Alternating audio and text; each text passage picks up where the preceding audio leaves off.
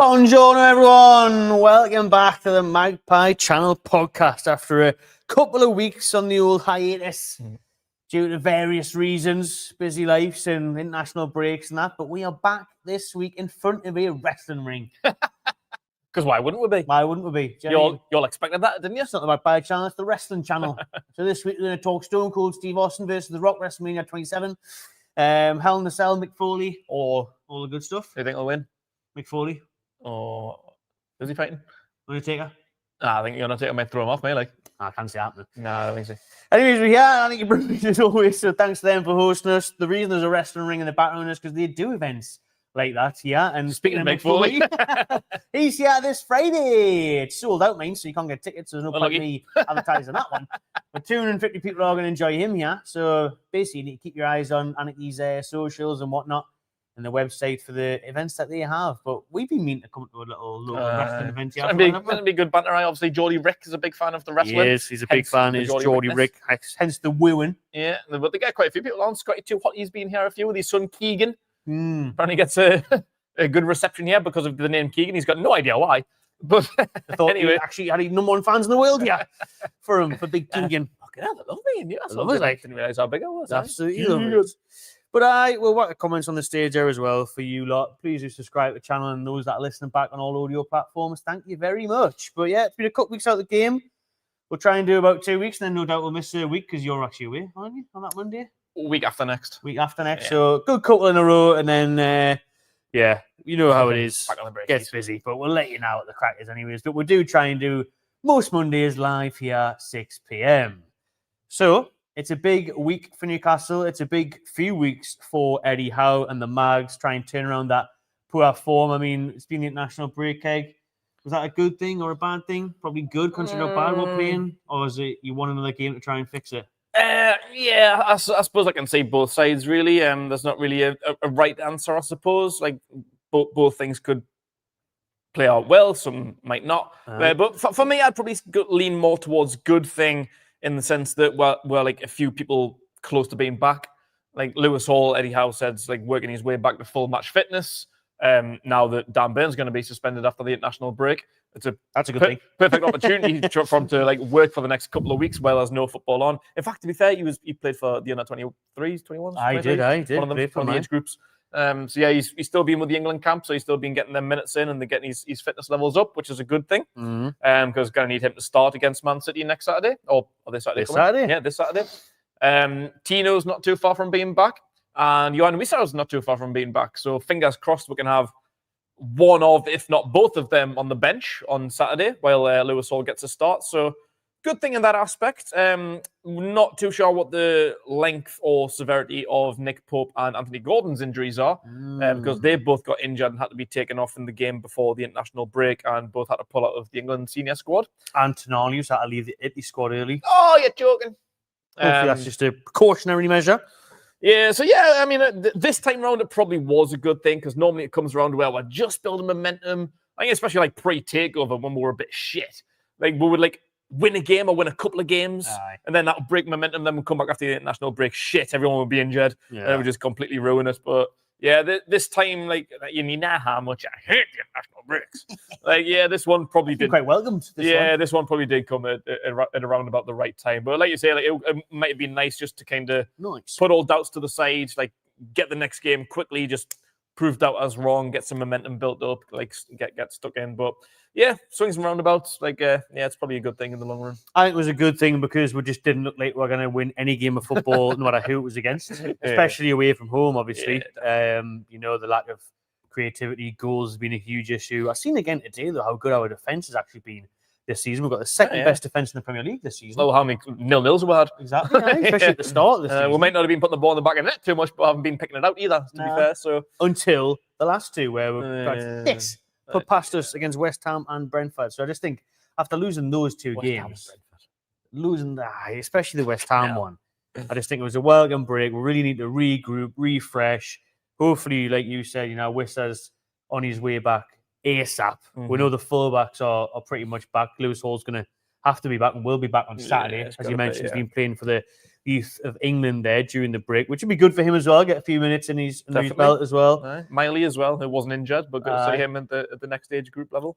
Especially with obviously Joe Linton. We don't know what's happening with him. He took a bit of a knock coming off against Brentford. Didn't make the Brazil squad this time round. So I think it was a good time. And now, obviously, thankfully, it is the last international break for a good few months. England have cruised through qualifying, 8 games, 8 wins, 22 goals scored, 0 goals conceded under Tuchel. Albania win last night. Dan Burn played the full 90, which is good to see, but obviously he can't play for Newcastle on Saturday, which I think is a good thing because Howe would have put him at left back probably. I think we really need that energy of Lewis Hall back. But we'll talk all club football in a bit in that Man City game towards the end of the show. Just rounding off the international break stuff because we really don't need to go on about it for too long. Is that last week, Keg, on Wednesday, we were at the Euro 2028 launch event. Oh, yes, we were at the Stacky Stack, which I mentioned in a video the other day, but that's an exciting time to be had in a couple of years' time, seeing James's Park hosting 5 international games. Yeah. We keep saying, can't wait to see how terrible the fixtures are. It's not like, in fact, we're probably not going to see Baltimore in Germany or Spain or anything. It'll be like Lithuania and Bosnia. It will be. It's going to be, isn't it? Of course it is. But it's still going to be class to have that sort of carnival of football in the tuna, I think.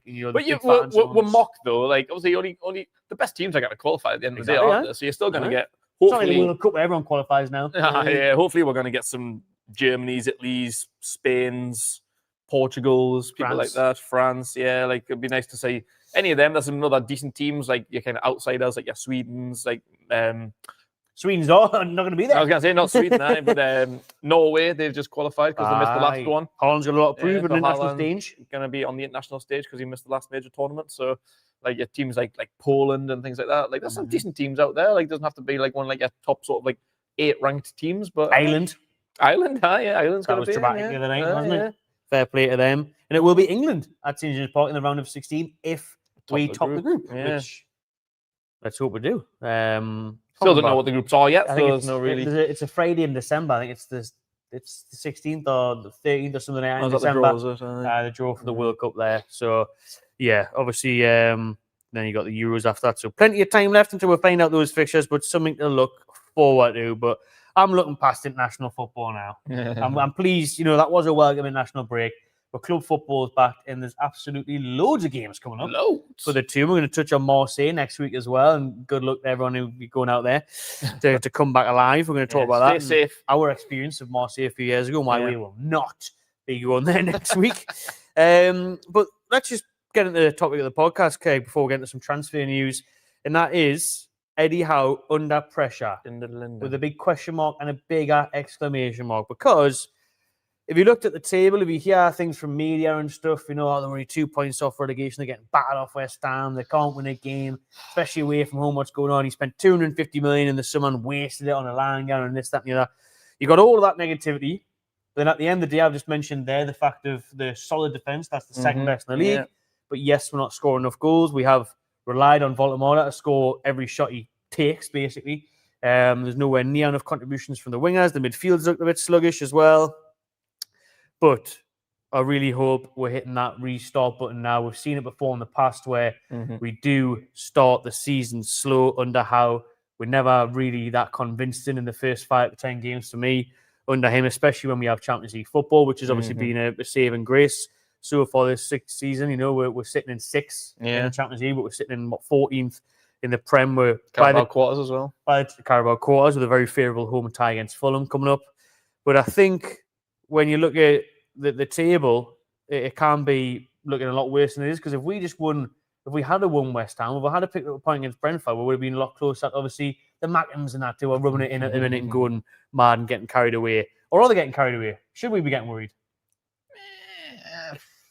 They're probably getting carried away. But I get it, though. You know what I mean? Like, they've been, like, rotten in lower leagues for, 7 years? They're in League One for, 5 years or something like that. So, I mean, fair play. I mean, they have been playing some good football. You got to kind of put the bias to the side and say, to be fair, it is. They've been smashing it.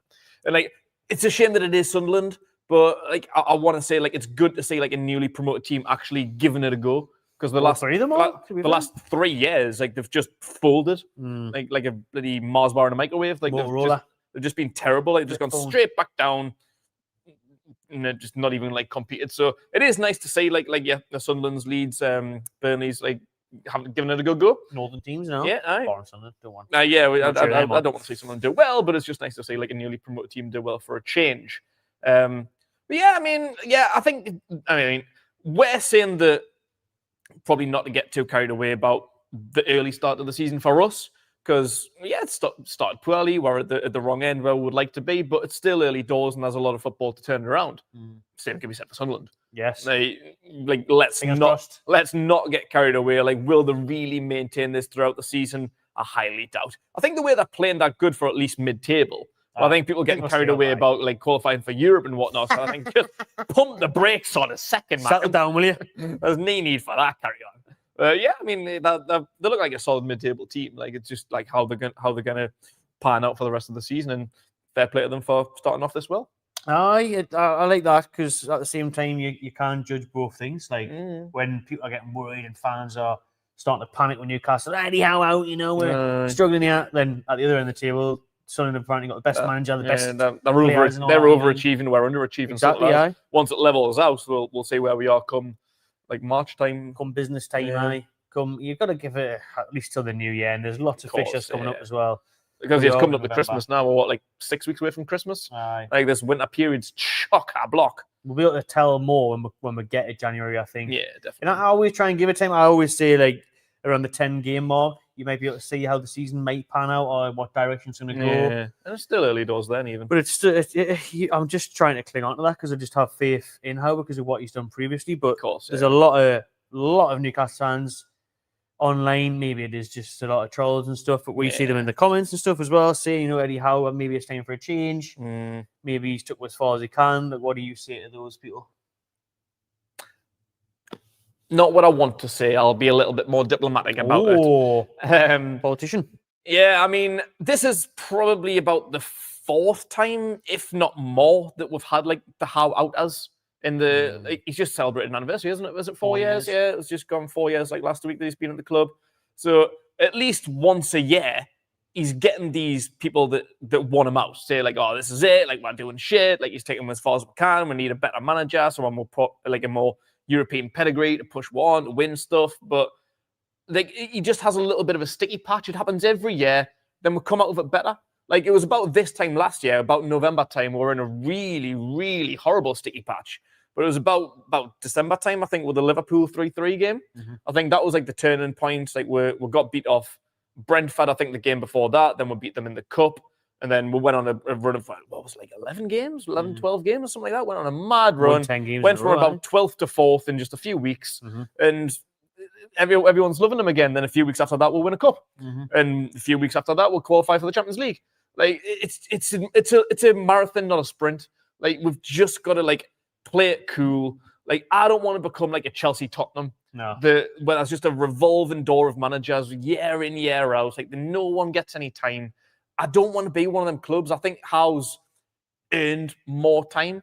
Like, we've spent a lot of money for the first time in like 3 years. We haven't really been blessed with too much money. A lot of it hasn't yet paid off yet. Like Alanga started really slowly. There's a few others that haven't really had time. Like Ramsey's been injured for a fair bit. So I just want to like pump the brakes on and not get too carried away. Like, he's earned time. Give him time. Like you say, like wait till January time or even like through to like March or whatever. Like there's no point sacking him now because realistically, who we're going to get? That's what I was thinking. Like with these people that say Eddie Howe out, I look around, there's no standout candidate. Get Peter Ramage in interim till the end of the year. Hey, he's doing a cracking job at the women. beating like Magnum's yesterday.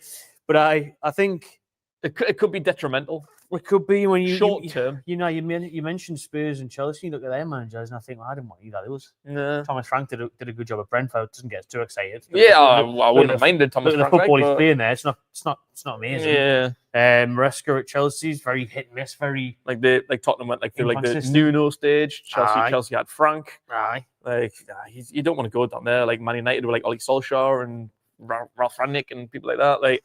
You don't want to go down that one. You want like some stability. Unless you could get someone, and I'm still not saying that I would swap him for Howe, by the way, at the minute.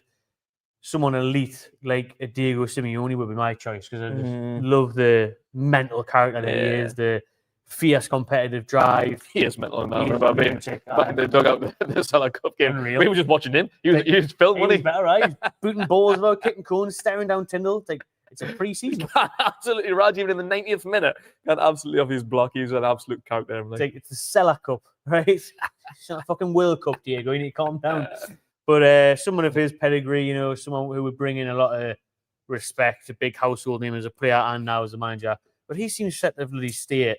He'll be there. Atletico Madrid forever. He'll be like this, like the La Liga version of Fergie, and he's just going to be there. It looks that way. So you look around, the two could replace him. You know, bloody Celtic are getting Martin O'Neill back and that. Like, what are we going to do? Yeah, you know what I mean? I think Rangers are getting a manager from the SPL, MLS. Are they? Yeah, I think can't remember where from. One of the teams that's doing well, Columbus Crew. They're getting Columbus Crew's manager. There's not a whole host of managers out there. You look at the ones that got replaced this summer, like, and who've been replaced this season. You know, Daishi going to Forest and Nuno. That's what we don't want to do. We don't want to end up in the Daish, Moyes, and Roberto Martinez, like people like that. We don't want that, like Carousel, Potters, and people like that. Like I don't want to get stuck in that carousel because that's going to be our options. Sam Allardyce, Brucey. Brucey, like. That's what we're going to end up kind of going down, or we'll stick an interim in till the end of the year. Give it gigs end it, yeah. Who could we get? You know, our version of gigs. Obviously, Shearers, the other one. That didn't work out. Tried, yeah, didn't work out. If we're going to say give it gigs the end of the season, who can we say give it Nolan end of the season? What was that? I forget his name. I've tried to put his name on the back of my mind. Like best manager in the league. John Carver. John Carver, right? Like you'll end up with a fucking John Carver or something. John Carver. Like that. Give it Carver at the end of the season. Give it Tyndall end of the season. I can imagine. But what would be the point in that? So Graham Jones again. Graham Jones. Get a Graham. Yeah, there's just no point right now unless it goes tits up and there's no way out of it. Like the way that I see it, like even the home form or performances more like haven't necessarily been great, but we've been winning. Like we've lost 2 games at home all year in all competitions, Barcelona, Liverpool. And Arsenal. Arsenal at home, did we? 2-1. All right, yeah. So even then, Arsenal, Barcelona, Liverpool are the only 3 games that we've lost at home this this season. In the air. Well, Liverpool and Arsenal right up there in the Prem. Even Champions League, we've won 2 away games. Liverpool not so much now. Is it 1? We've won 1 away game and 3 home games. Is that right? Aye. Yeah. I've now played 3 games, lost 1, won 2. We haven't won an away game in the league since April. Yeah. Since Leicester. So it's just the away league form, like Champions League, Carabao Cup, home in the league. It's not that bad. Like, well, performances may not have been spectacular. We've been winning games and it's been fine. It's been serviceable. You don't come away thinking again, oh, fucking shit there. Like, yeah, it could be better, but definitely could be better. Yeah, it's just that away league form. I don't get why it's so difficult. No, we're going to touch on that in a minute. The problem with the away form. St James is an absolute fortress and always has been. Like even like back like through like the Brucey era, maybe a little bit. Did seem to get some big wins though. Like I was gonna say, like City ones, you know, Matty City Longstaff, Man United, Hayden, Chelsea. City, we've always had a pretty good record at home. Like big teams, I've never really feared a big team. Even if you get a draw against like a City, Liverpool, something like that, it's fine. But I'm more than capable of beating the Man United, a Spurs, a Chelsea, Arsenal would do all right against at home. I don't fear these teams at home. No. It's just when we go away, we haven't won in the league against City, against Arsenal, against Chelsea in over a decade.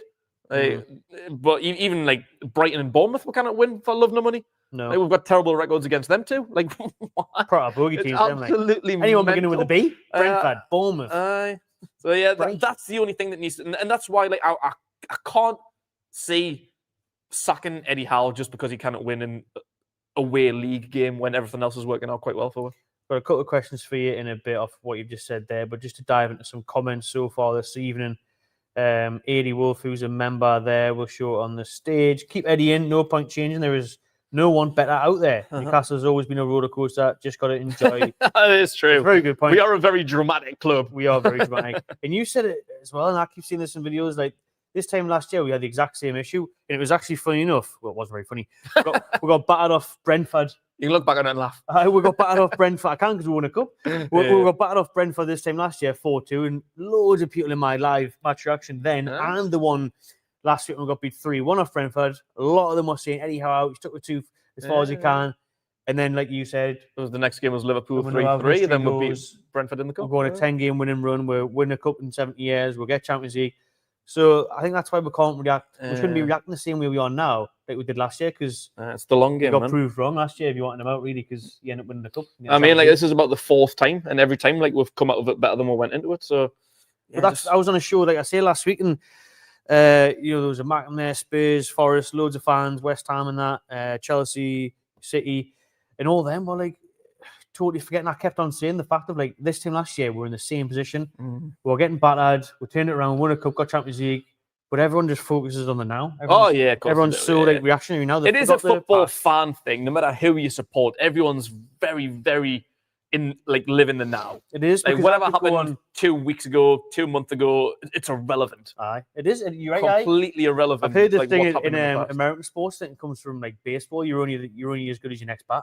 Yeah. Nobody talks about your last game, basically. No, it's always no one like, gives what a you're shit. Going to do this week in this game. The here and now, yeah. And I suppose you could translate that to football. Like, you're only as good as your last goal, your last win. Yeah. Like, no matter how well you do as a player, you could score a hat-trick last week, and then this week, you shite this week, when a lot of people are like that with players. Like, people can be very fickle. Like, one player, we've had that this season. I can't remember who the individual was in particular, but someone had a bad game, and everyone was like, "Right, shit, we should sell him."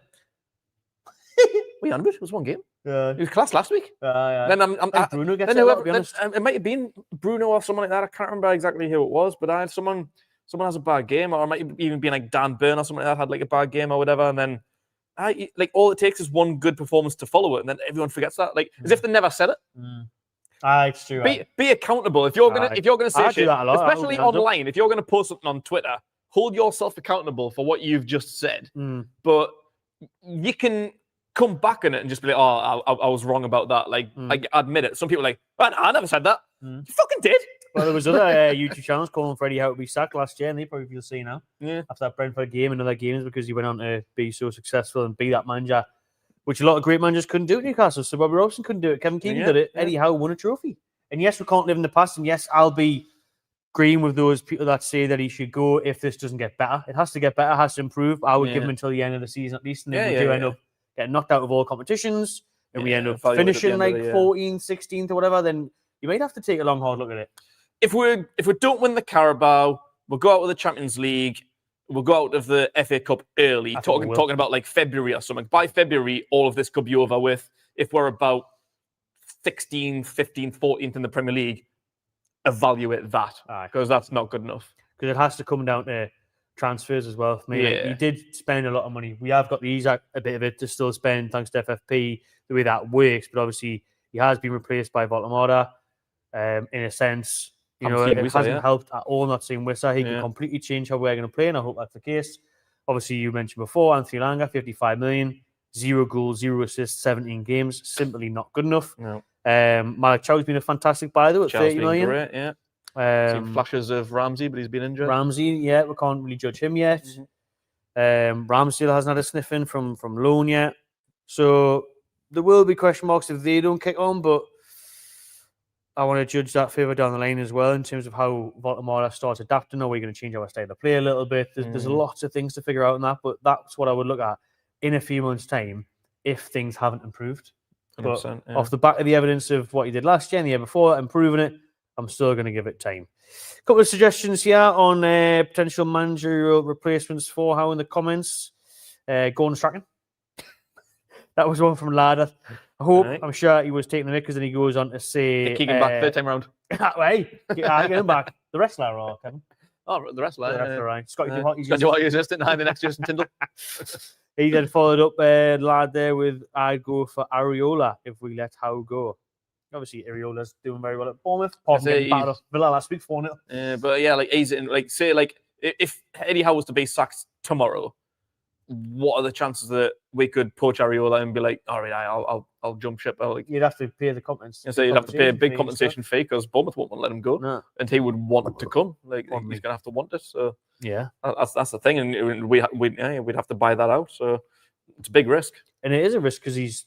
No disrespect to him, I think he's a very good coach, but his CV's not exactly glamorous. No, yeah. What was he decent in the league and now didn't set the world alight. Went to Bournemouth, Hasn't doing a even, cracking hasn't job, even got but- them, top 8? What's his best finish there? Probably 9th, 10th? or Tough something? ask though as well because they sold that whole back line this summer. But that- he did they're have a still very doing good pretty squad well. last year with that team. And he just played a very exciting football. I'm not saying Yeah. it would be a bad appointment. I really like him as a manager, but it's not one that I'm thinking, yes, Yeah, that's he's going how, to take get it. him in. Yes, take it. Like we want someone to take it to the next level. Exactly. Is he going to do better than Howe, Aye. or we just maybe just I plateau think a bit? it would be very similar, if not Yeah, worse, to be honest. Yeah. Spanish how? Just get the next Bournemouth manager, all of them, every single one. Every single time. Every single time. De Zerbi, that Marseille now, who we're going to face next week. Crazy De Zerbi from Brighton. His results were way too inconsistent for me. Yeah, he was good, but 1 week they beat Man U 4-0 and they got like West Ham and lose 4-0. yeah. Like it's very hit and miss. He was, I think. He'd be interesting, but again, it's not a name that like gets Blows us off your the seat. No, yeah. Will the name of Tuchel get you off this sofa? Or we're going to do a swap there. Oh. Eddie Howe's constantly linked with England. Swap Howe for Tuchel in England. Straight FA swapsies. Yeah, I mean, yeah, I suppose he's a big name, big CV. But is he exciting? Does he play exciting football? Could he take it to the next step? Maybe he could, but I don't know. He could. I wouldn't be against that. You see, it's not the worst shout. I don't think his style of play is very, enthusiastic or gets it very excited. But it's very. That's another one after his first few games. Everyone was like, "Hey, shit, Exactly, aye. Southgate was better. Get Southgate back." Everyone was saying, "Get Southgate back." I People don't remember that.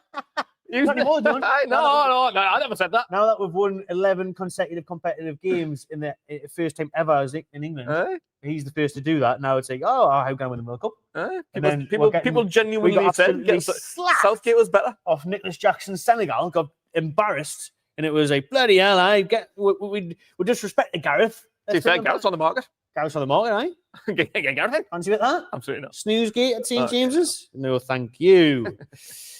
And then Tino here makes a good point. The likes of Silva and Areola are all sideways moves because it was apparently Fulham are considering the future of Marco Silva because he won't sign a new contract. Out of contract next summer. He's still a good manager who I like, but reevaluate things, maybe make a move. So Fulham are going to just be like, well, you're not going to sign a new deal, we're going to sack you. Probably not the best business, but I see where they're coming from. Stubbornness, really, is what that is. Yeah. But then again, he hasn't done that well this season for them. Well, he's just another one of them. He's just another one of them okay managers. He's a good manager, does a good job. Yeah, you don't get sacked twice by Watford. Yeah, he did that. But then again, Watford love a sack. Does that, yeah. Watford love a sack more than Forest, to be honest. Oh, Watford, Manchester's mad. Aaron's in here as always. Big up Aaron, a regular member, viewer of the channel. You're not a member, Aaron. So that's a shame, but you are a solid viewer. I respect that. The reality is, with investment and the squad, we have to be finishing in the Champions League to keep our best players. See, I thought this, but then if a big club still comes in for you, a bigger club in Newcastle, we're seeing this summer, it doesn't matter if you get Champions League. True. Yeah. I thought we're not the biggest club, we're not untouchable. A lot of people, and I did a show again in the summer with the likes of Robbie from Arsenal, and he said, oh, well, we would have moved Freeze up, but he's going to stay at you now. And if you hadn't got Champions League, you would have left Mind. And that was at the very start of the summer before it all booted off. And you thought that would be enough to keep him, just win a trophy, we're on the up, you got Champions League, look forward to, but it's the same if we got Champions League and then Madrid or Man City or something come in for Tonali next summer or Tino. It's the name. It's the name. Even like a Man United, like people would still like someone's got like Man United. How many times did we lose someone to Man United this summer? When Man United didn't win, Man U didn't win that European final, so they didn't get Champions League football because Spurs blagged it by finishing 17th, but still we'll get him Boomo and get Sesko. We're getting Boomo and that, but. I seen a thing with Mbeumo the other day. Actually, he was talking about this because I think it was his sister or his partner. He told him that he's going to go to Manchester. He says, I've been talking to like Newcastle, this, that, and the other, but I'm going to go to Manchester United. And she turned around and said, why?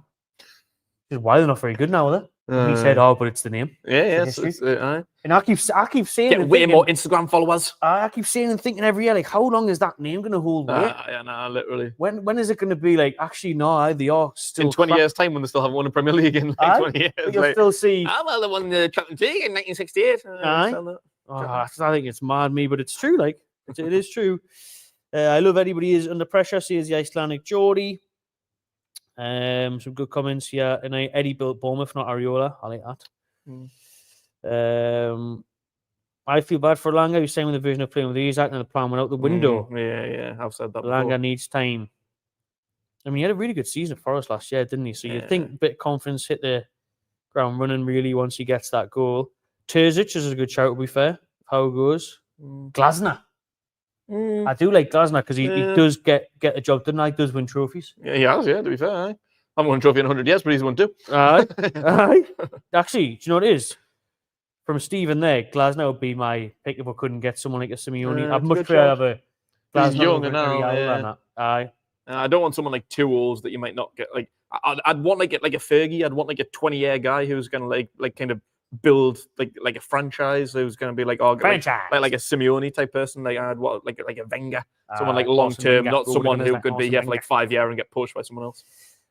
I mean, Staveley, obviously she's not here now, but she said when they appointed Howe, that they wanted him to be our Fergie. That's it. Yeah, it's a 20-year job type of thing. Yeah, it is like a long-term thing. Like even like the takeover, it's going to be like at least a 5-year project that we're only 4 years into. Like 5 to 10 years is realistically where we're going to move on to. But in that time, we've qualified for the Champions League twice and won a cup. Like there's been some grey areas in between, but we're on track. We're doing well. Glasner is also in his last year of a contract. Few people say here, Chip, as I said there, he has to be under pressure. He can't making the same mistakes and not learn. And yep, Glasner out of contract next summer then. So that's when I would look at it. Like we've mentioned, if it comes to April, May, 15th, 16th, out of all the cups, how we're playing as well, does it look like he's going to be improved? Sometimes you can see when a manager's lost the dressing room, you'd have to look at that as well. Then you'd evaluate. But for me now, in November, where we're doing well in the Champions League, doing really well in the Carabao, I think, I don't think you should be under pressure just yet. But there is some big games coming up. No more so than the derby, which a few of you have mentioned in the chat is less than a month now. It's the 17th of November. Check the watch there. And the derby on the 14th of December.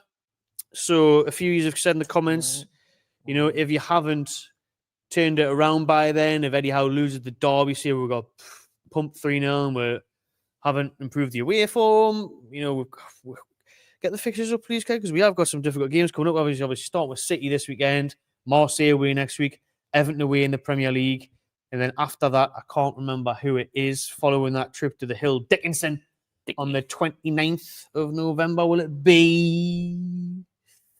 Yes, it is. And then Spurs on a Tuesday night. That's how when the festive fixtures kick in.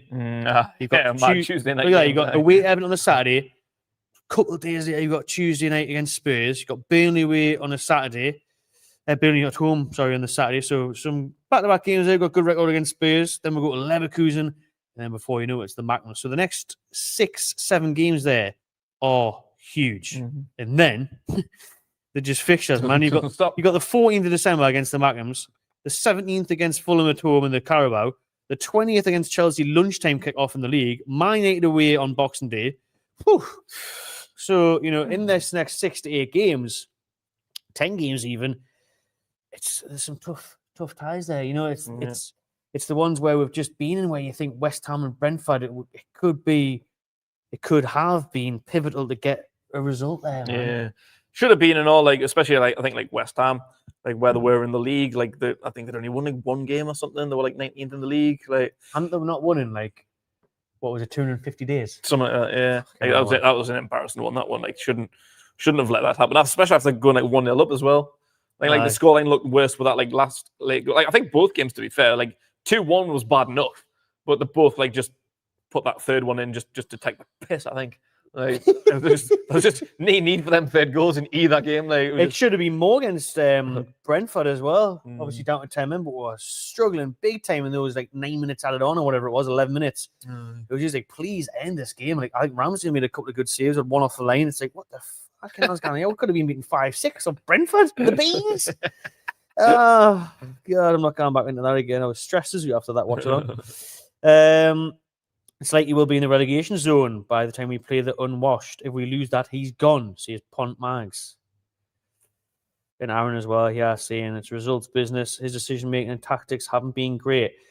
I have to say, in that Brentford game was the first time when I still didn't lose it, still didn't give it a how out or anything, but it did really, really wind me up how Eddie and whether there's a coach and staff or not as well, seemed to be the only people on the planet Earth who couldn't see that we had to take Danburn off. Yeah, I know. I even heard people saying somebody's mother I think someone. I were in the pub. It was your pal. I with Leo, the kids. Shout out Oh, Leo, yeah. Saying like even his mother doesn't watch football. He's like, hey, you should take him off. He's gonna get sent off him. And like, how when someone doesn't watch football and whatever age his mother is, probably 60, 70. No, like, oh, that tall bloke should probably be taken off now because you're giving away a penalty already. Got away with it with VAR. Rinse and repeat, did the same thing again. Yeah. I mean, that was unforgivable. Some of those decision makings have been a bit mental. So some subs, some tactics, some like starting 11 stuff, being some favoritism.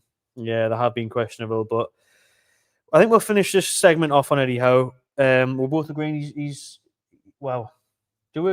I suppose he is under a bit of pressure because of the Premier League table in the away form, but he's got to turn that around. Obviously, we just don't know what the answer is away from home. Is it a style of play change? Is it a formation switch? Will it be what I'm banking on?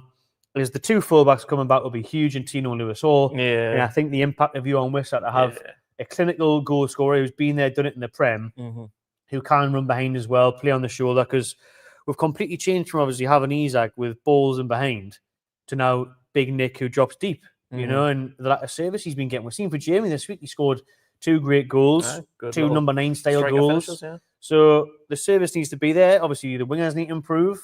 The likes of Gordon have been shocking for 20-odd games now. No goal contributions. Alanga for 55 million. Not good enough.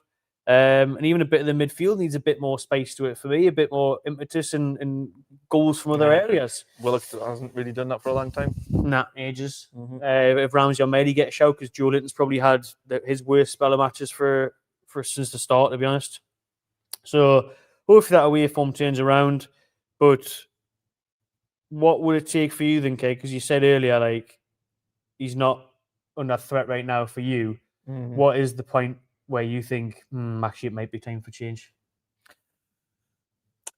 I would go like after January. Like, we're going to get the transfer window where we're going to have a little bit more money to spend still, probably. Like, we've still got the Isak money because that was like a deadline day signing. Do you have faith in them to spend that wisely after the summer signing so far? I do, but like January's always a hard window. Like, I don't expect like loads of players for loads of money coming through the door. Hey, that was like January we got taken over on that money. We fucking had to have that because we were going to get relegated if we didn't. We might do this time. You know what I mean? I think by the time we play 6 at half 5, I don't know the fixtures. We could be in the bloody relegation zone. So I don't know. We'll see. But I'll give him at least the next like 2-3 months, like up until the end of the season, really. Because like I said before about like where we are in the league, where we are in other cup competitions.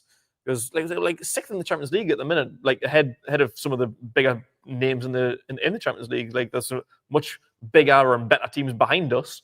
So we're not doing too bad in that sense. We're in the quarterfinal of the Carabao Cup again. The FA Cup hasn't even started yet. So I think come February, where we'd only be up to like 2-3 games into the FA Cup, probably not even that. Like if we go out of that early, we're out of the FA Cup, we're out of the Champions League, and we're in the bottom half of the Premier League. It's going to then come down to performances and results. Like how are we getting results and how are we playing? If we're playing bad and we're not getting results, and if we look like we might end up getting sucked into a relegation zone. But then again, take that into consideration. Play this role. Would it benefit sacking Eddie Howe if we're going to get sucked into a relegation zone? Because that might just fuck up completely. Well, he kept up last time, didn't he? Yeah, easily. So I hear what you're saying. Obviously, he got Bournemouth relegated, but like if we end up kind of close to a relegation battle, that might just dampen with further what we're going to do. Like who's going to step in and pull out of it? John Carver.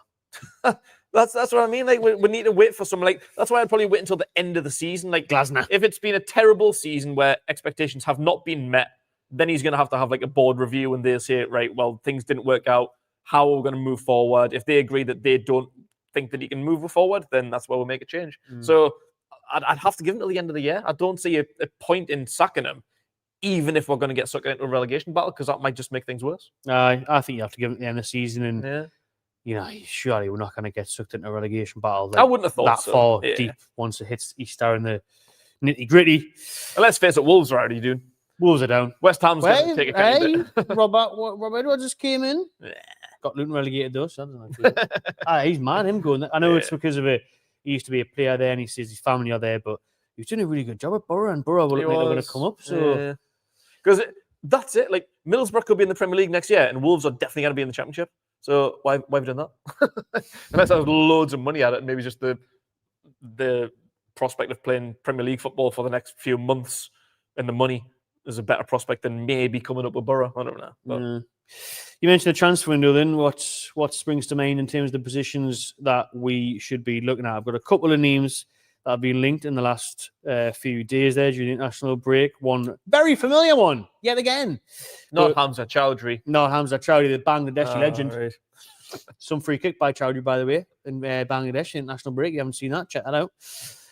Give us a position then, or a player where you think he's going to turn our season around in January. That's what we need. You know what it is? It's quite hard to put a finger on it because I think even like West Ham, for example, I don't know where it went wrong. Like it's kind of hard to pinpoint like exactly why we're so bad because people like Malik Chow have played well. So it's not like the defense has been a shambles. No. Like midfield's been not at its best, but it's the front three, isn't it? It is the front three, yeah. Well, and it's hard to say Voldemort doing that because he scored goals. Voldemort has scored goals. I think Barnes and Murphy's played quite well. I think it's the wingers and the Joe Linton problem is definitely been an issue this year. We're just not ticking like we used to, and it is quite difficult to place exactly where it is. So in terms of a position or a specific player, I really don't know. Like I don't know what's going to get out of this funk. Like maybe it is just the depth. Maybe it's Wissa.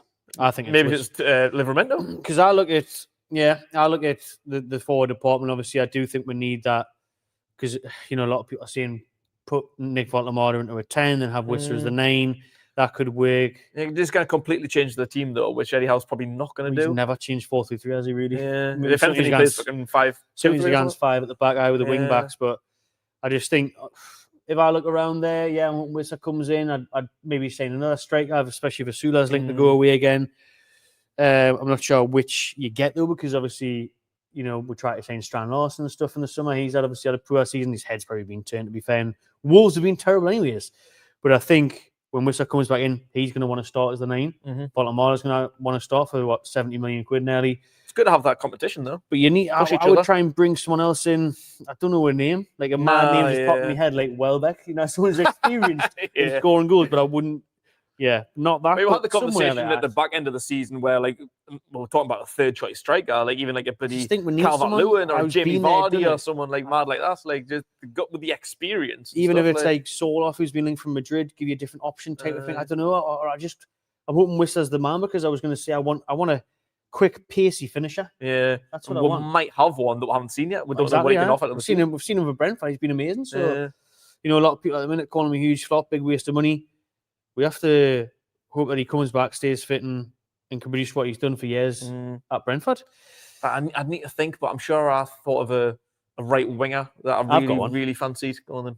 We've just been talking about before we started the show is Antoine Semenyo. Because it came out from the Athletic this afternoon that he's got a 65 million release clause in January, and it gets lower in the summer. But Liverpool apparently eyeing him up to replace Salah, which I can definitely see happening. And also, there's a few other teams. We've just spent 55 million on the right winger. Yeah, that's what I mean. I'd love a proper right winger. Couple losses, give Elanga back. But we thought we were getting that in Wissa, in Elanga. We did, aye. For however many years, as far as many years as I can remember, we've been talking about getting a right winger in to replace Almiron. And Almiron's gone. Murphy's come well. But we got the right winger that we want. It's we'll put a bid in for him on deadline day last summer's transfer window. Obviously got buffed because it was last minute. Forest couldn't replace him, so he was our first target this summer. He's our number one target. Went out and got him. Paid a little bit more than I think we would have wanted to, but went out, got him. And so far, it hasn't worked. They're a few months down the line, 6 months later, are you really going to pay loads of money for another one? I just don't think you are. But with Semenyo, he's another one that we've spoke about on the podcast, whether there's been a realistic link about who we would like. We've pinpointed him a good while ago and a few times over. But I think there's big teams in for him now, so there's going to be a lot of competition. There's a release clause, but we're going to be in for a battle, and we're going to have to offer something to him. We're going to have to say, you need to come here because of X, Y, and Z. Aye. And not just because Man United is going to get you loads of fucking Instagram followers. Or you might win something with Liverpool, maybe not this year, but in the future, I can see why you'd maybe rather go there, or Chelsea, or whoever it is. We're going to have to sell ourselves to get him to come here. It's not going to be an easy buy. You know, I still want to pray that Elanga turns things around and shows what he did at Forest. But when you look at it now, you just think, oh, imagine if we had gotten Boomer. Like with his goals, he's done well at Man United, how well he would have done for us. He would have been perfect for us. It's so fucking annoying. And so would have Semenyo. And if Semenyo goes for 65 million, his release clause. Nah. It's only 10 million more than Elanga, and how good Semenyo has been consistently now. Yeah. It's a big one. Like people are here talking about Anthony Gordon. Hopefully he comes back to what we know. He needs to, man. Like this whole 20-odd games without a goal and assist. Really played really well for when he got sent off against Brighton, that was his downfall. Before the cup final, yeah, hasn't really played a really solid game since then. Has he really had a good game in 2025? Like he'll get a little bit of a saving grace because he's got 3 Champions League goals, but 2 of them were penalties against Union SG. Exactly. Yeah, it looks great. Looks great on paper. He's on the top goal scorers. Got a consolation against Barcelona.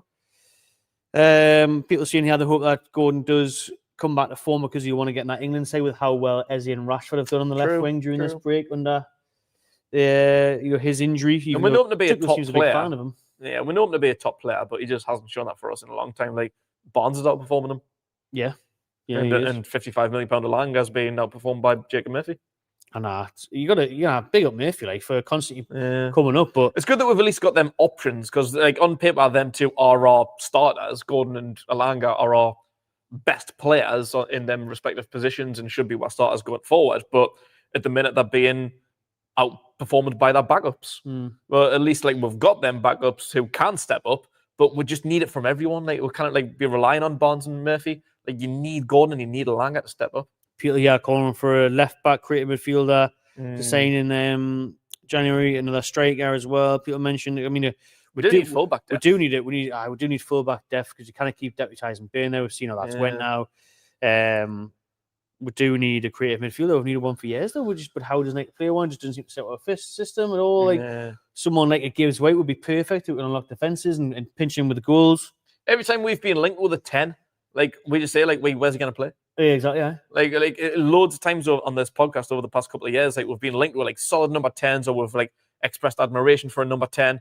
But it's like, but don't play that formation. And every time I see like people on like Twitter and stuff saying like, oh, this is my dream 11, and then it's like Voltemada or like a new signing like for like a link being in the number 10 with someone else up front, 2 in midfield with the wingers. You need to think, is Eddie Howe going to play that? Probably not. Probably not, no. So what's the point? Like we've got there's loads of number 10s. Like Elliot Anderson could do a cracking job there. You got I like Morgan Gibbs White. There's loads and loads of players. Voltemada could probably do a solid job in the 10, but to be fair, is he going to play there? I think the only one that Eddie Howe's that we know of has tried to sign was James Maddison. So back then, was he going to push him on the wing? He probably would actually. That's what I mean. Like, every time we've been linked with a number 10, that's been my question. There. Where's he going to play? He's either going to have to adapt to being like a number 8. He's going to have to play centre mid or on the wing. That is the problem though with Eddie Howe, then, isn't it? Really, if you can't change your 4-3-3 or your 5 at the back and stuff, like if you can't, because on paper our team and like you say, people put them online and that, and obviously it sounds better in theory. We don't know what's happening on the training pitch, but realistically, like a 4-2-3-1 type of thing really suits us. Could work really well, yeah. With Voltemada on the 10 and Whistler up top, which we don't know. We might all be proved wrong. Whistler might come back, and in a couple weeks' time that could be the case, but it's just unlikely going on recent evidence of what Howe does. Aidan and Geordie saying let's steal Isidore from our rivals. I mean, it'd be kind of funny just to sign a couple of Sunderland players, wouldn't it? Just I don't even want to start them, just to pipe them down and put them back in the hole. You know what I mean? Voltemada's not going to put up for this very long. Says someone there. If a decent offer comes in for Gordon, cash in. Absolutely. So we've named a couple of players there in a couple of positions. Guess which position Newcastle are looking at in January then, Kay? Because to be fair, one of them is a number 10-ish. But again, I think it's the same story. Keith Smith from Asia Alkmaar, very highly rated Dutch kid there. He's been linked this week. Of course, so is Real Madrid, Barcelona, Spurs. Of course that. A bit of competition there. But apparently, according to some reports today, we're going to move for him because they want around 25 million for him to break their record of 22 million from Rangers. That they sold AC Milan a couple of years ago. Not big money at all these days, really. So it's not, no. If he does well, definitely worth a punt because the likes of Anderson are overpriced. Eddie Howe would love a reunion with the Geordie midfielder. But Forest are, as we've said before on the podcast, demanding crazy fees of like 100 million. So Keith Smith, I'd be lying, as I said in a video the other day, have I ever seen him play? Nope. But once he's been linked, you look into him, we look at the reports on him, the articles about him, he looks amazing, he's highly thought of. Someone like him to come in, like, you know, maybe we've said some bad things about Howe there in terms of not being flexible in his systems and his philosophy, but what he is amazing at is developing players, coaching them, getting them better. And, you know, like Keith Smith, if he's got options on the table, he should be looking at that. And he should be showing these players, all of them that he's saying, to be fair, have got better under him. In Newcastle, in the Champions League stands and stuff. An interesting prospect for Smith, really, as long as Madrid don't come in, because then you've got any chance. Yeah, that's the thing. Like, as soon as he heard that, like, such and such is in for him, it's like, well, that's that pipe dream. Yeah, game over, man. Yeah. But a midfielder's linked then, Keith Smith. Yeah. Young one, from abroad, cheaper. He's another one, like you say, like, I haven't really seen, like, a lot of him play. Like, I've read some things, and it sounds good. Well, where's he going to play? He wears the number 10 on the back of his shirt. He's not playing. Pretty much. I've seen we were linked with another one. I think it was like a Serbian DM. Oh, aye. 21-year-old Serbian DM. I think he plays for Club Bruges. Well, that's more like, because then he could free up a Tonali or a Bruno. Yeah. So, I mean, tonight... Edison has been linked for years. Yeah, he's another one. He's our next bloody Hans Chowdhury.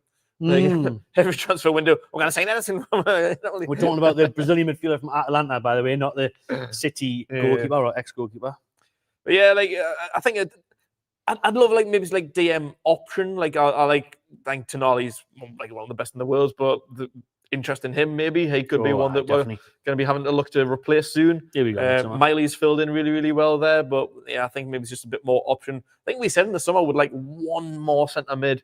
It's pretty much just a swap, really. I think just for extra depth. Like, got rid of Longstaff, brought in Ramsey. Didn't really lose anyone else. Weren't short in numbers, but I just think for squad depth in the Champions League, I think I just maybe feel a little bit comfortable one more centre mid, whichever one it is, whether it's a 6, an 8, a 10, whatever it is, like just someone else to kind of fill a role there, just a little bit more extra squad depth and rotation. Do you think that we could be making the same mistake we did with Anderson with Louis Miley, because he's not getting game time? Joelinton's having a stinker in terms of his standards, especially. People are calling for a change, and he's still not getting starts, Louis Miley. Yeah. So will he go somewhere else and then kick on, and then we'll be like, Miley's in the England team now. More than likely. Miley's worth 100 million now. More than likely.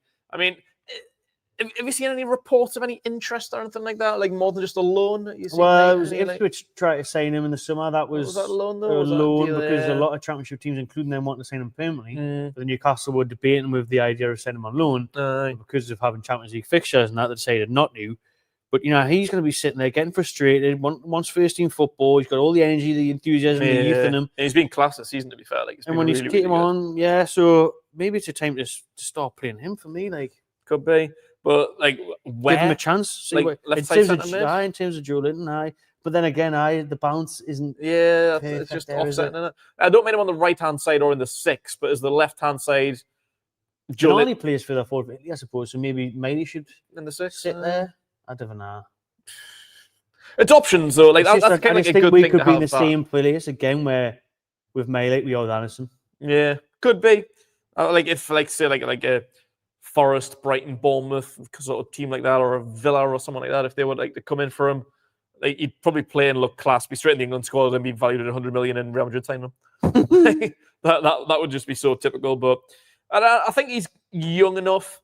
Maybe he's still slightly inexperienced enough, and as a Geordie, you wouldn't want to go anywhere. And I think at the minute, because of like the Isak saga, in terms of like FFP and PSR, we should be quite comfortable. Like, I think if we didn't have to sell Anderson, which we were tied to, maybe he'd still be here. Yeah, would be. No one wanted him. He didn't want to leave. To go. Yeah, club didn't want to leave. Howe didn't want to leave. So now that we don't have to sell Miley, then we'll not. But he might want to leave. Maybe a loan could do him well, though. Like, I think so. Yeah, I think like this is something else that we've spoke about over the last couple of transfer windows.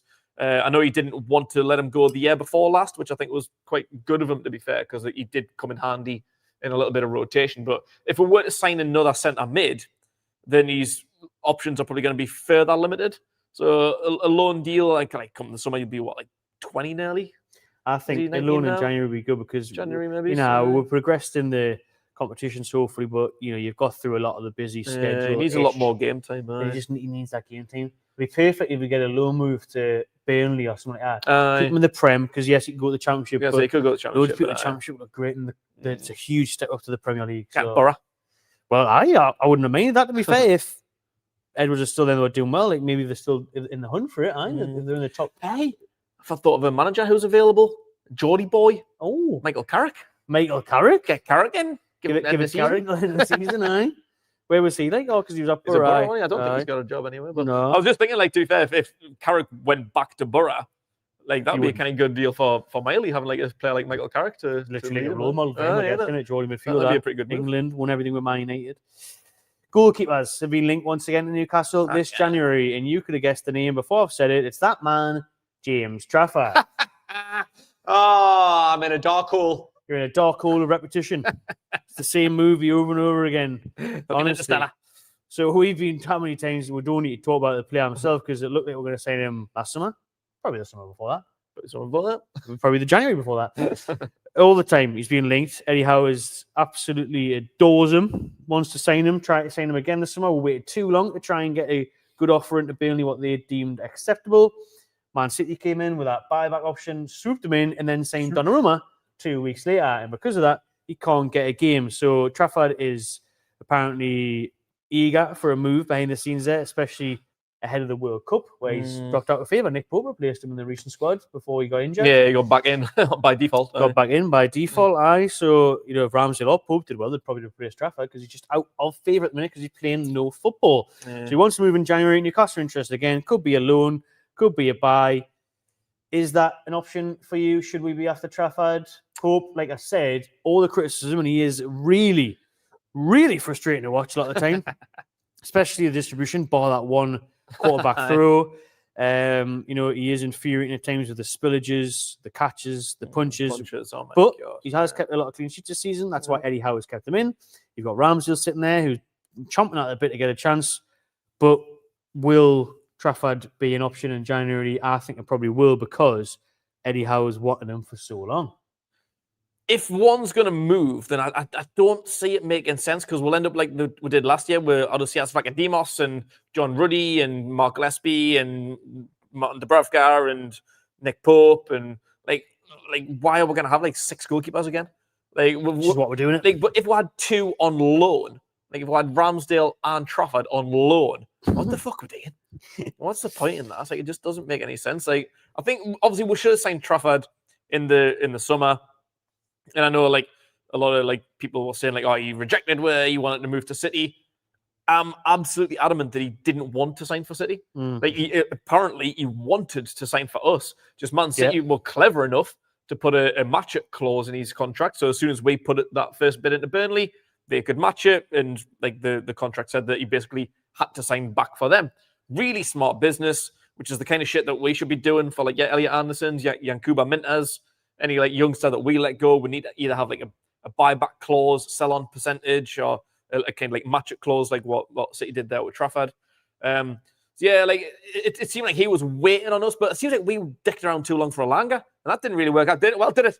So we spent all summer chasing Alanga in the early days of the window anyway, and then that's what kind of like, I think Trafford was just waiting at the bus stop. He was waiting at the National Express, waiting for the bus. Bus never turned up. Never does. He's like, there's one here to Manchester. I'll just get that one instead.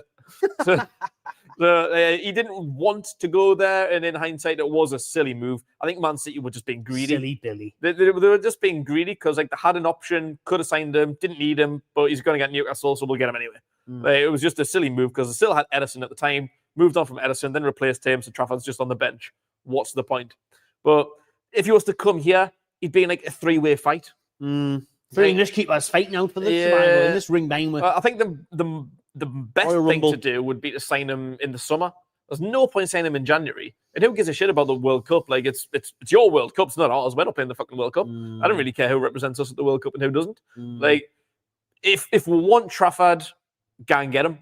But we'll have to wait for Ramsdale's contract loan to expire, because it's not an obligation, is it? It's an option to sign. It's an option. We paid $4 million for the loan as well. Yeah, and we could sell Pope if we wanted to. So we could send. You could sell Pope in January, I suppose. Sell- People would be after him. Yeah, sell Pope and maybe bring Ramsdale back as a number 2. Right. Sell Pope, sign Ramsdale, sign Trafford. Trafford. Again, There you problem go. solved. But bringing him in January, just to add him to that line of goalkeepers, the same as we had last year, it just brings us back to the Odyssey Demos days. Like, what's the point? I could see, like I mentioned before, Eddie Howe wanting him, but I just can't see it happening if Pope was to say, because like you see, you got Ramsey there battling it out, and Howe does obviously like Pope since he keeps picking him every week.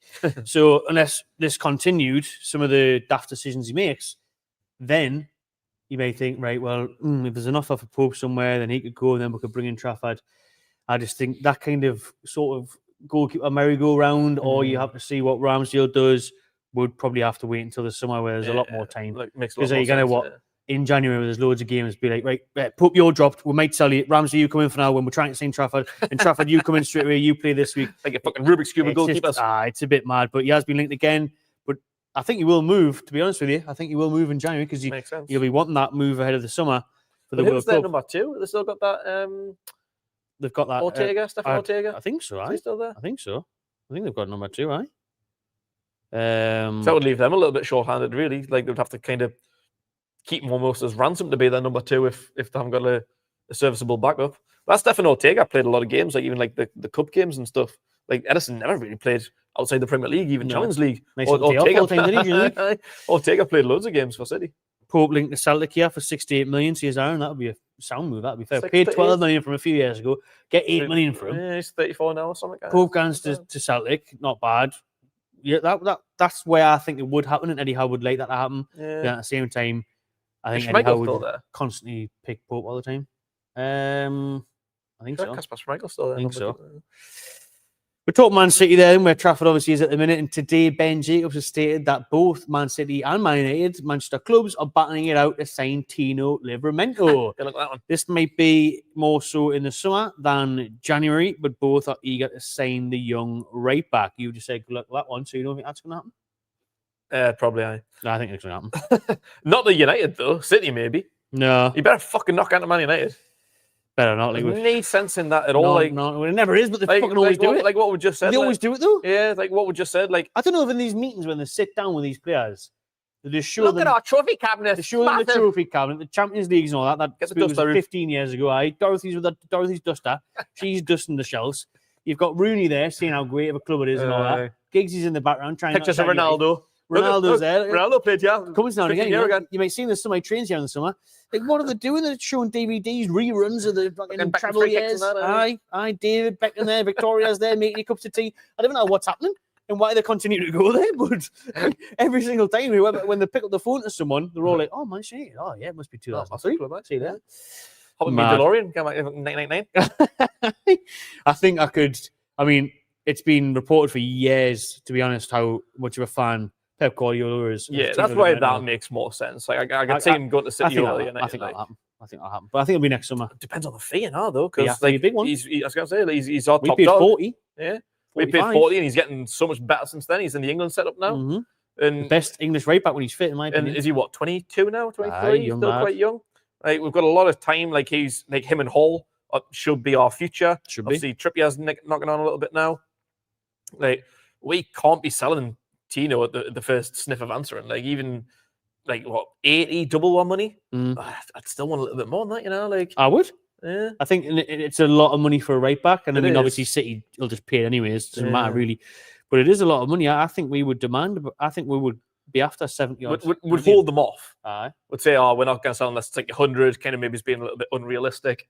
City might come in with 80, and we'll kind of meet somewhere in the middle. Because I heard during the summer as well, I think it might have been the Athletic, when they said that Newcastle actually got approached by Man City. Like Pep just approached Eddie Howe and mentioned like Tino Livramento, what's your stance on him? Would there be any? And Eddie Howe said, no, he's not for sale. And unlike Liverpool, when they did that with Isaac, They backed off. they actually respected it and backed off. Instead of trying to unsettle him. But there's always going to be that knock on the door again, isn't there? Do you know what I mean? Especially when you're there as Man City and they're challenging for the league this season, they look like they could be back and Pep's still there, Haaland's on fire. You know, just wait for this weekend. Tino will be back in the team for the first time in ages. He'll have a blinder. Pep will be round his shoulder at full time. I whisper Kissing him on anything, the forehead. I see you in June, lad. And then that'll be it. You know what I mean? I can't. After these, I think I'm just like, Tino will leave, Tonali will leave, they'll all leave. That's just football. They're not going to leave. You just have to just get on with it and replace them and spend the money well, really. I think Liverpool will leave. Linked again to Data City. I think it'll happen. Yeah, I don't want it to. Maybe it's in a couple of years' time, but I mean, yeah, it'd be a massive shame if we did let him leave because, like I say, like we've kind of teed them up to be like him and Hall. I mean, we've teed Tino and Lewis Hall up to be like our fullback pairing for the next 10 years, along with Chow and Botman. Like that should be our back four for as long as we can keep them. But that might be next year. We'd love for them to be here for the next 10 years, but we're gonna have to do. Obviously, it's good for them. Like it's obviously we're reaping the benefits. Like they're playing well. If teams like Man City are interested and they'll be willing to pay 70, 80 million or whatever it is, then we've obviously done a good job in nurturing them and they've been performing well enough for that interest and that value. But it's just a bit of a slap in the teeth, like a slap in the face for us. I don't want to let them go, but it's business, isn't it? It's the nature of football. It is in FFP and PSO, that's kind of what you've got to do, really. And if you can like double your money as well, then like I say, that's just kind of part of the business, isn't it? Like, you can't really be. You can be mad at losing a good player, but it's just that side of the business that's just a bit shit. It is. In Man City, you've done it constantly. When I look around, I think of signed Bakary Sagna from Arsenal as a right back type of thing. Do you know what I mean? And all these players that they kind of recycle and it goes around. But it would be a big recycle of Newcastle's right backs, to be fair, because Trippier's 35. Would be right up the shit. We mentioned not too long ago, fullback depth. Because outside of Hall, you haven't really got anyone. Targets on loan at Borough. Then Byrne and Tino's a solid left back, to be fair, but he's a right back. He left though. And Byrne's not really a left back, so we've only really got one solid left back. Right back outside of Tino, we've got 35-year-old Trips and 30-year-old Emil Kraft. Who's linked with the move? We'll talk about that in a minute. Yeah. So Harrison Ashby. He's going to start the season next year. Harrison, where are you? Ashby and Target. Ashby and Target, aye. And we'll be in a football relegation battle. That's what I mean. When these are meant to be our future. If we just let them go, well, right back square one, we're gonna have to spend big money on fullbacks. It's not really where you want to strengthen, is it? Like you want the kind of more primary positions. I wouldn't really call it fullback a primary position, but that's what we're gonna have to end up doing if we're gonna start selling them. Well, that's the annoying thing about football and FFP and PSR, and you try and break away and you try and challenge the elite and stuff, and then you do that by signing two great young fullbacks, and then they have a good couple of years, and then before you know it, the link with moves away, and like you say, you're back to square one, trying to do it all over again. It's getting shafted, absolutely shafty. Crafty. Going to Copenhagen, according to some reports. Well, they want to sign him anyways, but apparently his wages of 50, 60 grand a week are a issue for them. But his contract runs out next summer. His contract runs out next summer, so Kraft could be on the move. This coming summer. This coming summer, right? So Kraft to Copenhagen linked in the press. Or a move next summer on a free. Eddie Howe's keen on keeping him because he likes his versatility. He's a solid reliability. He's a good option. And if you were going to sell him in January, you get next to now because he's free in the summer. And then obviously in the summer, you're obviously going to get big fat zero. So Kraft for me, I'd just keep a hold of him just because you're not going to be able to replace someone who's going to give you a decent performance when he's called upon. For me, he's like what third choice right back. Then he can fill in at right side centre back as well. He's going to be down on the depth chart a fair bit. It's going to be with Chow coming in. Still got Lascelles there, Shaw. It's going to take quite a bit for him to play right side centre back. So he's not going to play loads of minutes. But when he does, he is reliable. Whichever position he plays, he can fill in a role and do a good job. I can. Them kind of players are kind of hard to come by, and they're probably quite valuable to be fair. He's not going to play loads of minutes, but.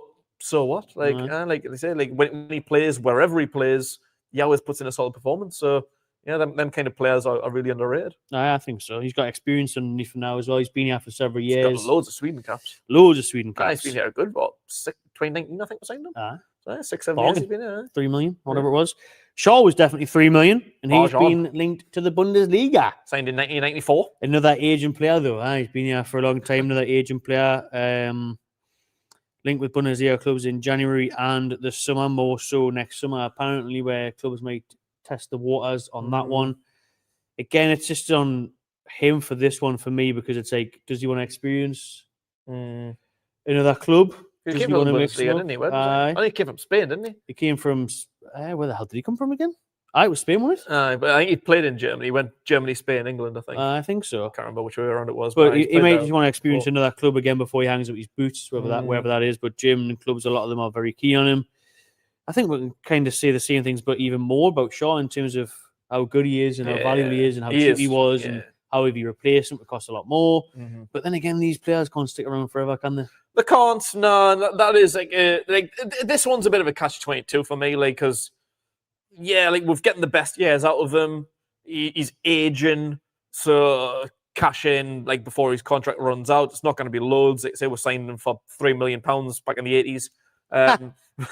So we've had some good years out of him, and for the bargain, like we're doing a podcast about a year ago saying is he the best signing ever in terms of value? Like, and I think so. He may well be. Like, he's been an absolute solid, reliable player for so many years. So it'd be a shame for him to leave, but he's coming up about 34 something now. So he's not going to be around forever. But again, like he's not like petered off or nothing. He's not like at that age where you kind of start to see like a dip in his performances. Like he's still a very reliable option. Yeah, we've signed Chow and he's our future, but you need depth. I think it works perfect now to rotate him at his age. Yeah, we need depth and options off the back, like suspensions, injuries or something. Like Chow can't play 90 minutes week in, week out when we're playing Champions League, Carabao Cup, FA Cup, Premier League. Like you need reliable options, and Shaw's as reliable as they come. So it'd be a shame to just let him go, like, but I suppose it depends on the fee. Exactly. And what we could do to replace him. And because Deportivo, that was it, wasn't it? Yeah, but then when you see it, you think, well, how much are you really going to get for him? And he's touching mid-30s. But again, and people are making the point in the comments as well in terms of like hoarding players. Didn't he? Because he played with Joe Layton, didn't he? In terms of like hoarding players and keeping them for too long and not flipping players, player sales, even if it is 5 million, it helps, it makes a difference. And you have to do these things. So too many times we've seen it, the summer just gone there, Wilson leaving on a free and that. These sort of players maybe should have been traded earlier, which Darren Eales made a big point of that we struggle to do, trade players for FFP and PSR while he was Darren Eales. True. Anyways, enough transfer. We're actually going to leave the Marseille preview next week because we'll be back on. Won't we be back on Monday? Right. We'll be back Monday, and then the week after that carries on the USA travels. So but next Monday we will be here for the Marseille preview, and it will be the Wednesday Violent Velodrome game. But we'll touch on that next week's show. We'll finish off this episode by discussing the return of Premier League football this weekend. It is Newcastle United v Man City at St James's Park, 5:30 kick-off under the lights. Anthony Gordon may actually have a good game because he loves the night shift, playing the Champions League music in the dressing room, and he may actually do well in the Premier League. Just pretend it's a quarter-final, something like that. You're playing an English team in the Champions League. Just do that. But Man City, Keg, who, they look like they're getting back to their best. They're definitely in the title race this season under Pep. Erling Haaland's on absolutely outrageous form. Silly. Jeremy Doku as well was brilliant the other week. They're starting to look like they could glue together a bit, and they've got that about them where they've been there, done that. Maybe a bit of hunger back now, which they definitely lacked last year. But Newcastle against City at home, it's a good record. A lot of them are draws, entertaining draws. But Newcastle hopefully will see a response after obviously a poor run of form before the international break. Bloody hope so. It'd be nice. That'd be lovely, huh? But yeah, like this is going to be a hard game. I mentioned before, like I always fancy at home, whoever it is. We've got a solid record against these good teams, like you say, City.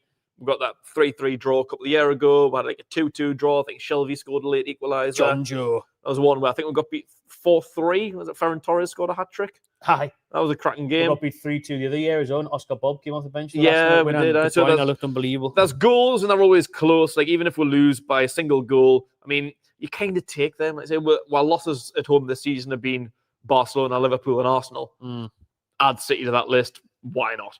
But like, it's not the end of the world if we lose by a single goal. Make a good account of ourselves. Play well. Like I think we did for the most part against like your likes of like Liverpool, Barcelona. We've done really well for the most part. It was for just Scottish thing. Yeah, Rio for Liverpool last minute. Fucking Gabriel for Arsenal last minute. So if we play well, lose by a single goal, Haaland gets a brace. You know what I mean? Like, there's not really much you can do about that. Like if we get a draw, it'd be nice.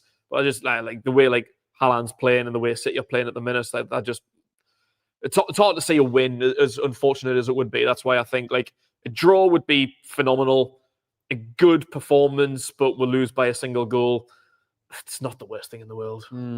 Although we do need to start getting wins, so like as it was not the worst thing in the world, it obviously doesn't help. But realistically, what are we going to get out of this at best? You mentioned Haaland there. He scored 14 in 11 so far this season, which is 3 more than the entire Newcastle side have managed this season. So Haaland himself That's a horrible start. Scored 3 more than we managed throughout the whole team. Wow. So great That's that. And he's on 99 Premier League goals, so you can just see the headlines. Oh, right, no worries, right. See those 100 club headlines now. Chase down Shearers record. All the rest of it. Yeah.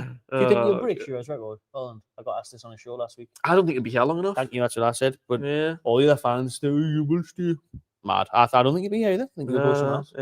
I think he won everything his first year. Exactly. He won the treble, didn't he? Like, tested like getting to Real Madrid or something. Like, exactly, that's what I said. Did he win? He wouldn't have won the Bundesliga or not, did he? He didn't win out in Germany. No, don't think so. Don't think so. No. But yeah, like he's won everything. Like yeah, he's got goals and whatnot. But so what? Like, he's in a good team. I mean, he could stay. I'm sure he signed like a 10-year contract, didn't he? Aye. So he could stay as long as he wants. And if he does stay them 10 years, then the rate that he's scoring goals, he's got a very, very good chance of beating Shearer's record. But I think he'll want to test himself. Same. Yeah. He'll definitely be on fire this weekend, no doubt, though. Newcastle are going to have to be back. I mentioned Gordon playing well under the lights, hopefully. It was him who scored a pen last year in that 1-1 draw. Oh, yeah. But yeah, Man City going for the title. Newcastle trying to turn their fortunes around a bit. Hopefully we do have the likes of Tino Livramento back, which we mentioned earlier. Lewis Hall will be back. He played for England during the week, the youth team.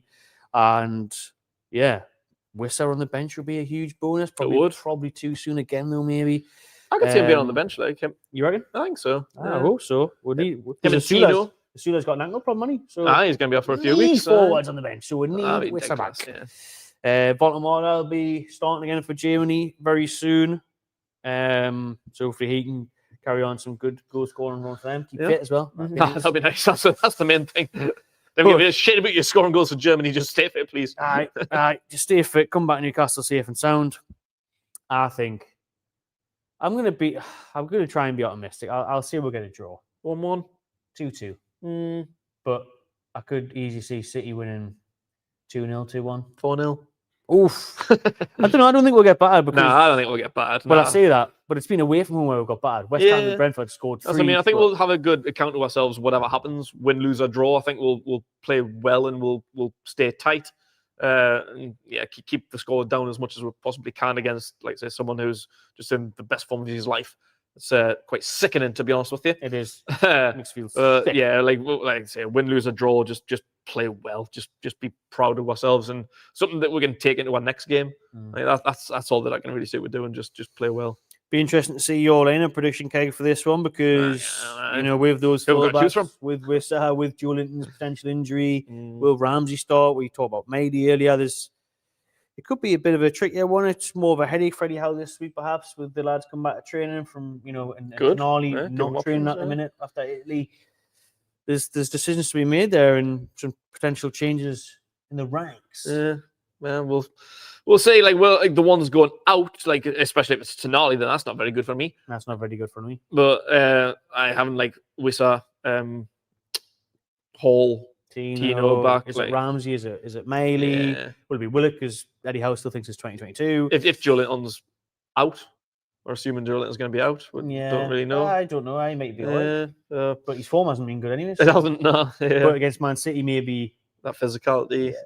On a Saturday night as well at St James's. Let me know your thoughts in the comments below, Peter. But that wraps up this week's episode of the Magpie Channel podcast. Thanks everyone for watching and tuning in and listening back. If you are not listening live on all audio platforms, this podcast is available as well as YouTube re-uploading it as well. Big thank you to Anarchy Brewery for hosting us as usual with the old wrestling ring in the background. We've enjoyed a couple of these bad boys this evening. Shearers. 50p every can goes to Alan Shearer's Foundation as well. So you can get them by hitting the link in the description. Subscribe to Magpie Channel TV, give her a like, and enjoy yourself.